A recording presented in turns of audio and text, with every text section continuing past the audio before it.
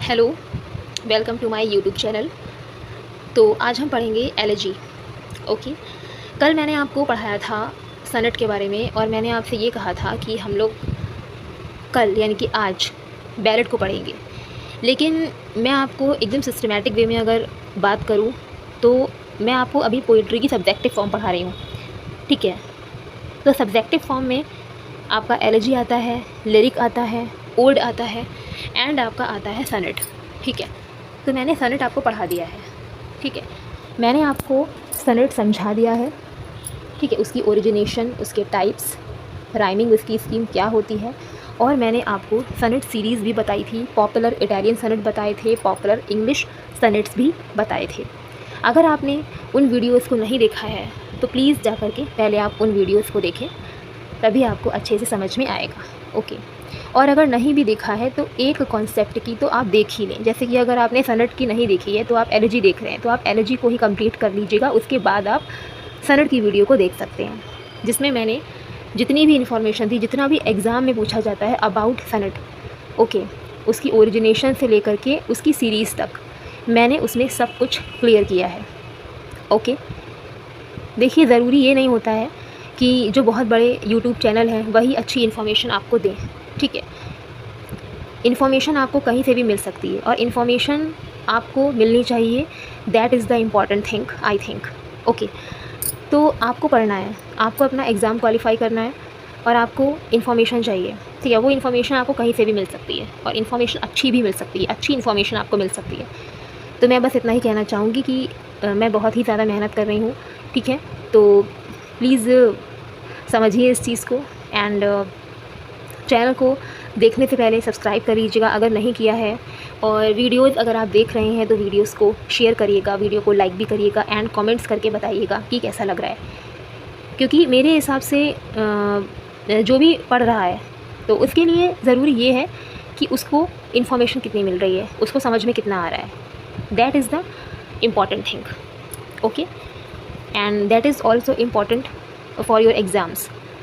चलिए, तो हम स्टार्ट करते हैं एलर्जी। एलर्जी भी पोइट्री की एक सब्जेक्टिव फॉर्म ही होती है, ठीक है। ओके, स्टार्ट करते हैं। एलर्जी को हिंदी में शोक गीत कहा जाता है, आपको पता है, ठीक है। हिंदी में कहते हैं शोक गीत। एलर्जी क्या कहते हैं? शोक गीत कहते हैं, ठीक है। अब अगर हम एलर्जी के टाइप्स की बात कर लें, पहले हम टाइप्स देख लेते हैं और उसके बाद हम स्टेप बाय स्टेप पढ़ेंगे कि एलर्जी क्या होती है, व्हाट इज़ एलर्जी, ठीक है। देखिए, 2 types of the allergy. 2 type की एलर्जी होती है आपकी, ओके। 2 टाइप की एलर्जी होती है। एक सेकेंड, यस, अब ठीक है। तो 2 टाइप्स की एलर्जी होती है, मैंने आपको ये बताया है। एक सेकेंड, यस, हाँ अब ठीक है। 2 टाइप्स ऑफ द एलर्जी। देखिए, आपकी फर्स्ट जो एलर्जी है सिंपल और पर्सनल एलर्जी एंड सेकंड है आपकी पास्टोरल एलर्जी, ठीक है। तो 2 टाइप की एलर्जी आपने पढ़नी है, ठीक है। सिंपल एलर्जी जिसको हम पर्सनल एलर्जी भी कहते हैं, सिंपल एलर्जी जिसको हम पर्सनल एलर्जी भी कहते हैं, और पास्टोरल एलर्जी सेकंड आपकी होती है पास्टोरल एलर्जी, ठीक है। तो हम पहले एलर्जी के बारे में थोड़ा सा पढ़ लेते हैं कि व्हाट इज़ एलर्जी, ठीक है, कि एलर्जी आखिर होती क्या है, ओके। तो चलिए हम देखते हैं एलर्जी के बारे में कि एलर्जी क्या होती है। Allergy is a poem of lament for something serious. देखिए, एलर्जी को हम शोक गीत कहते हैं, तो जाहिर सी बात है कि ये लैमेंटेशन पर बेस होगा, सीरियस होगा, ठीक है।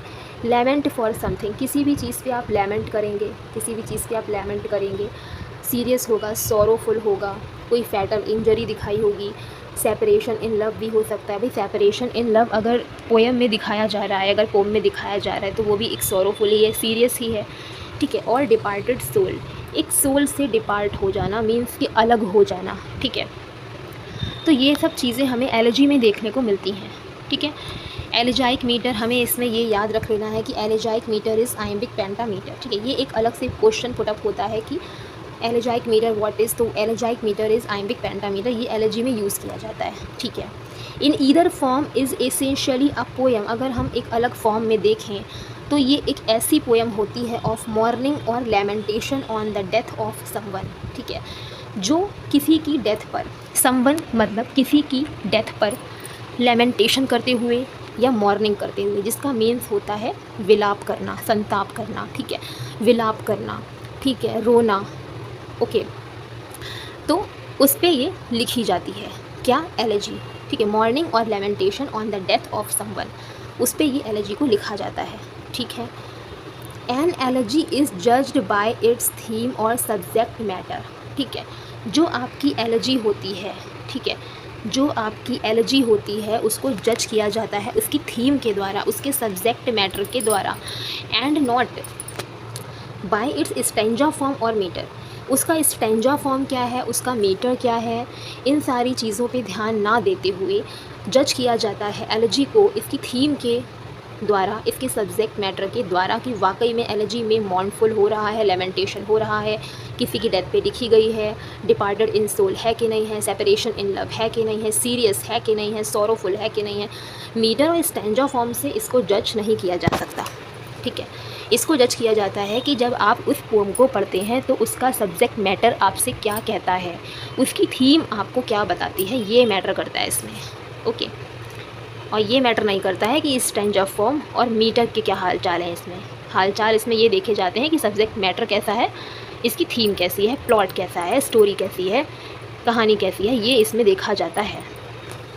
It's subject matter must be मॉर्नफुल, must be बहुत ही ज़रूरी है कि इसका सब्जेक्ट मैटर मॉर्नफुल होना चाहिए, सैडली रिफ्लेक्टिव होना चाहिए, उसमें रिफ्लेक्शन होना चाहिए, सैड, इसमें फ़न की बात नहीं होती है, इसमें किसी भी तरह के फार्स की बात नहीं होती है, कॉमेडी की बात नहीं होती है, इसमें बात होती है सैडली रिफ्लेक्टिव होना चाहिए, सैड की बात होती है, मॉर्न की बात होती है, लेमेंट की बात होती है, ठीक है। It may also be written as a tribute to someone और समथिंग लॉस्ट, हम ये भी कह सकते हैं कि जो एलेजी होती है वो एक ट्रिब्यूट के रूप में लिखी जाती है टू समवन, किसी के लिए या फिर किसी भी चीज़ जो आपकी खो गई है, ठीक है। कोई पर्सन है आपकी लाइफ में जो अब नहीं है, आप उससे बहुत ही अटैच थे, ठीक है, तो आप अगर लिख रहे हैं उसके लिए कुछ तो एक वो ट्रिब्यूट ही होता है, ठीक है, कहते नहीं हम ट्रिब्यूट दे रहे हैं आपको, मतलब हम ट्रिब्यूट दे रहे हैं, मतलब कहीं पे भी हम कॉलेज वगैरह में देखते हैं, कहते हैं ट्रिब्यूट देना है इनको, तो कुछ देर के लिए खड़े होकर के ट्रिब्यूट दिया जाता है, ठीक है, 1 मिनट 2 मिनट 3 मिनट जो भी, ठीक है। तो समवन और समथिंग लॉस्ट, जो लॉस्ट हो गया है, चाहे वो समवन हो चाहे वो समथिंग हो, जो लॉस्ट हो गया है, तो उसके लिए एक ट्रिब्यूट के रूप में लिखी जाती है क्या, एलेजी, ओके, एलेजी ऐसे लिखी जाती है, एलेजी। यहाँ तक समझ में आ गया होगा। आते हैं नेक्स्ट पेज पे। एलेजी की बात हो गई कि व्हाट इज़ एलेजी। अब हम बात करेंगे फर्स्ट टाइप ऑफ एलेजी, जो मैंने बताया था सिंपल और पर्सनल एलेजी, ठीक है। In this type of elegy, the poet laments the death of a person in his personal capacity. अपनी पर्सनल कैपेसिटी से इस टाइप की एलेजी में पोएट लैमेंट करता है किसी की डेथ पे, ऑफ अ पर्सन, किसी पर्सन की डेथ पे जो उससे हाईली रिलेट करता है, जो उससे हाईली इमोशनली एसोसिएट करता है, ठीक है, जुड़ा होता है, उसकी अगर डेथ हो जाती है तो वो उस पर लैमेंट करता है इस टाइप की एलेजी में, ठीक है। एग्जाम्पल देख लेते हैं ज़रा, ठीक है, एग्जाम्पल देख लेते हैं। Yes, Tennyson's in Memoriam on the death of Arthur हालम। A.L. Tennyson जो कि आपके विक्टोरियन टाइम पीरियड के पोएट हैं, ठीक है। जब मैं आपको ये एंग्लो सेक्शन, ठीक है, मिडिल इंग्लिश, रेनेसा, इसके बाद एलिजाबेथ, नियो क्लासिकल, रोमांटिक, ये सब पढ़ाऊँगी तो उसी में एक आपका Victorian movement, Victorian time period हमें पढ़ना होता है जब हम पढ़ते हैं हिस्ट्री ऑफ इंग्लिश लिटरेचर को, ठीक है, ओके। तो अभी आप फॉर्म्स देखिए, पहले हम पोइट्री को कंप्लीट कर लेते हैं, उसके बाद हम हिस्ट्री ऑफ इंग्लिश लिटरेचर को भी देख लेंगे, क्योंकि वो बहुत ही मतलब वाइड एरिया है उसका, बहुत ही वाइड एरिया है, बहुत अच्छे से इसको पढ़ना है, लेकिन उसमें भी सारी चीज़ें नहीं, सिलेक्टेड जितना माइंड में रहे, जितना हमारा माइंड क्रैम कर सकता है, उसमें है तो बहुत कुछ पढ़ने वाला, ठीक है। तो इतना पढ़ा दूँगी मैं आपको, इतना करवा दूँगी, ठीक है। अभी थोड़ी सी लेंदी चीज़ें नहीं है, अभी आप इसको अच्छे से कर सकते हैं, अच्छे से पढ़ सकते हैं, नोट्स बना सकते हैं, वो बहुत ही लेंदी एकदम आपका हो जाएगा हिस्ट्री ऑफ इंग्लिश लिटरेचर में सीरीज़ बनती चली जाएगी कि आपको पहले एंग्लो सेक्शन पढ़ना है, फिर आपको मिडिल इंग्लिश पढ़ना है, फिर आपको रेनेसा पढ़ना है, उसके बाद नियो क्लासिकल पढ़ना है, ठीक है। उसमें बहुत सारे रेस्टोरेशन, अगस्टन टाइम पीरियड, ये सब आता है। तो बिल्कुल एक चेन की तरह, वो एक सीरीज़ की तरह आपको पढ़ना पड़ेगा, क्योंकि वो हिस्ट्री है। हिस्ट्री को ऑब्वियसली हम लोग कैसे पढ़ते हैं, बीच में से नहीं पढ़ते ना। ये आप बीच में से भी पढ़ सकते हो कि पोइट्री की फॉर्म्स हैं, ठीक है, ये क्वेश्चंस आते हैं, चलिए समझ लिया। उसमें आपको एक चेन पूरी चलती चली जाएगी। जैसे हिस्ट्री में हम लोग, ठीक है, पहले बाबर पढ़ते हैं, फिर हुमायूं पढ़ते हैं। अब ऐसा नहीं हो सकता ना कि आपने पहले हुमायूं पढ़ लिया, फिर आप बाबर पढ़ रहे हो, ठीक है, फिर आपने औरंगज़ेब पढ़ लिया। तो एक सीरीज़ बनती चली आती है, तो उसी के अकॉर्डिंग हमको पढ़ना होता है। तो वो एक सीरीज़ है पूरी, जो बहुत ही लेंदी भी है, उसको हम बाद में कवर अप करेंगे। टेनिसन का In Memoriam on the death of Arthur Hallam, जो आर्थर हालम इनके फ्रेंड थे, उन पे इन्होंने लिखा है इन मेमोरियम, जो कि एक सिंपल और पर्सनल एलर्जी कही जाती है। ऐसे ही Walt Whitman, O Captain my Captain, ठीक है। If I am not wrong, so Walt Whitman is known the father of free verse. देखिएगा ज़रा एक बार, I think Walt Whitman father of free verse कहे जाते हैं, ठीक है। अगर मुझे ज़रा सा भी कन्फ्यूजन नहीं हो रहा है तो यस वॉल्ट विटमैन ही कहे जाते हैं। यस, वॉल्ट विटमैन को फादर ऑफ फ्री वर्स कहा जाता है। फ्री वर्स के बारे में मैंने अभी पढ़ाया नहीं है। फ्री वर्स जो मैं आपको शॉर्ट्स, जो आप मेरे अगर शॉर्ट्स देखेंगे तो उसमें मैंने बहुत सारे लिटरेरी टर्म्स बताए हुए हैं। उसी में मैंने ब्लैंक वर्स, फ्री वर्स को वर्स लाइवर भी कहते हैं, बहुत सारे लिटरेरी टर्म्स, ठीक है। Theatre of cruelty, theatre of absurd, burlesque क्या होता है, okay, stream of consciousness, the lost generation, ये सब मैंने छोटी छोटी चीज़ें हैं जिनके बारे में पूछा जाता है थोड़ा सा, जैसे कि ईयर बता दीजिए इनका, किसने कॉइन करा, ये बता दीजिए किस बुक में करा है। तो इतना मैंने शॉर्ट्स में आपको, अगर आप शॉर्ट्स देखेंगे मेरे, तो आपको उसमें लिटरेरी टर्म्स काफ़ी मिलेंगे। और अभी भी मैं लिटरेरी टर्म्स करवा ही रही हूँ। बीच में मैं ग्रामर भी बता देती हूँ, जैसे कि फ्रेजेस वगैरह जो एग्ज़ाम्स के लिए बहुत इंपॉर्टेंट होते हैं, तो फ्रेजेस वगैरह भी मैं बताती हूँ बीच में। और लिटरेरी टर्म्स मैंने बहुत ही बताए हैं। अगर आप वो सारी वीडियोस देख लेंगे ना, तो आपको लिटरेरी टर्म्स तो ऐसे ही क्लियर हो जाएंगे, पढ़ना ही नहीं पड़ेगा आपको बुक से। अगर आप उसको बार बार देख लेते हैं तो ऐसे ही आपको लर्न हो जाएगा। बहुत सारे लिटरेरी टर्म्स कराए हैं मैंने, ठीक है, बहुत सारे समझाए हैं। ओके, चलिए आप लोग देख लीजिएगा उसको भी। तो वॉल्ट विटमैन का जो ओ कैप्टन माई कैप्टन है, वो इन्होंने अब्राहम लिंकन की डेथ पे लिखा है, ठीक है। अब्राहम लिंकन की डेथ पे लिखा है, यू कैन सी, मैंने रेस कर दिया है। ओके, तो टेनिसन का इन मेमोरियम जो आर्थर हालम पे है, एंड जो वॉल्ट विटमैन का ओ कैप्टन माई कैप्टन है, वो डेथ ऑफ अब्राहम लिंकन है, ठीक है। Second type of allergy is pastoral allergy. Okay, तो अब हम पढ़ते हैं पास्टोरल एलर्जी के बारे में। देखिए, pastoral allergy is after the model set by the Greek poet. अच्छा, जो पास्टोरल एलर्जी है वो ऐसे ही नहीं आ गई इंग्लिश में। इसका जो मॉडल सेट किया था ना, वो ग्रीक पोएट थियोक्राइटिस ने किया था।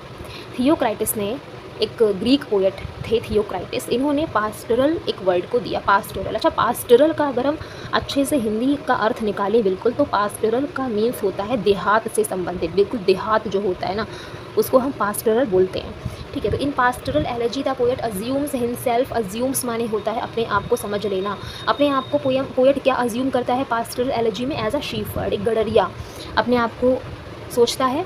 एंड वीप्स, और रोता है दी डेथ ऑफ अनदर शीफर्ड, मतलब अपने आप को भी शेफर्ड समझता है, और जिससे वो लेमेंट करता है उसको भी वो शेफर्ड ही समझता है, ठीक है। तो शेफर्ड एज्यूम करता है, ये आपका पास्टोरल एलर्जी होती है।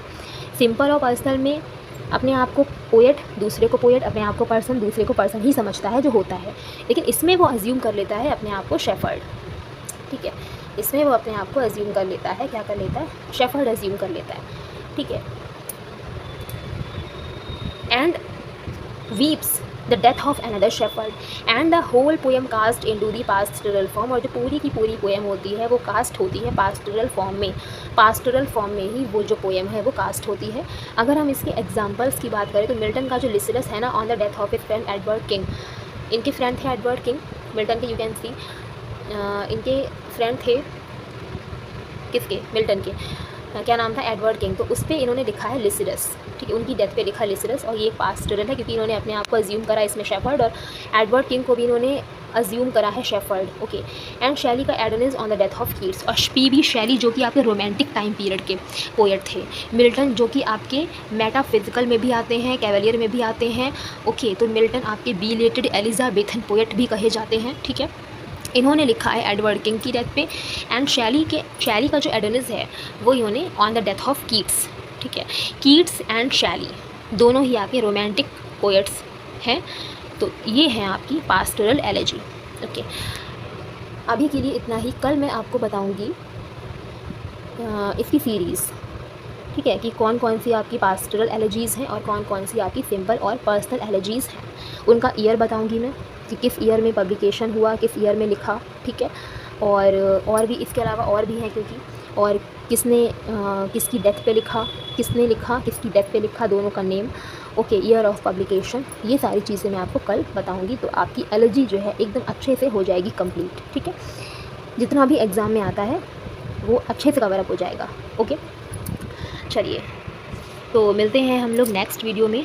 तब तक के लिए अच्छे से पढ़िए एंड चैनल को सब्सक्राइब करिएगा, चैनल को शेयर कर दीजिएगा, वीडियो को शेयर करिएगा, लाइक करिएगा एंड कमेंट्स करिएगा। चलिए, बाय बाय।